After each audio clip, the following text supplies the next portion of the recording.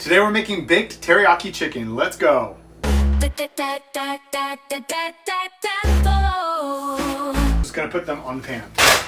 While I season these up, I'm gonna put the oven on 400 degrees. First, I'm gonna add some oil, garlic salt, garlic powder. I'm gonna put some oregano just because I like the flavor with it. Paprika. You can use smoked paprika. It's great. It has that smoky flavor to it with the teriyaki chicken. I'm gonna use onion powder. And I do a lot of pepper. And if you do see chicken feathers, just pull them out. They don't taste great. These are ready to go in the oven for 1 hour. Flip them halfway. While the chicken's in the oven, now we're gonna make the sauce. So you need half a cup of brown sugar. Then I'm gonna do a half a cup of soy sauce. This one is the low sodium.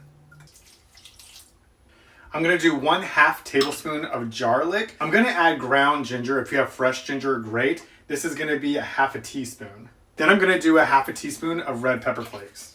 Now, apple cider vinegar, I'm using 1/8 cup. Now we're gonna bring this to a light boil, and I'm gonna use cornstarch and water to make a slurry and put that in to use it as our thickening agent.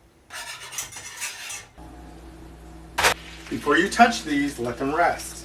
Then we can put the sauce on so it will stick to the chicken. Once they're cooled enough, put them all in a big bowl. We're gonna add our sauce.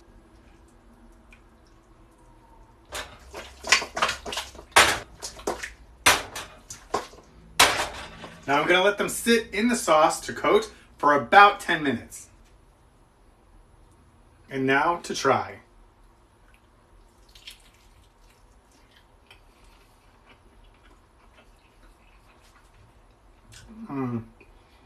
Cut.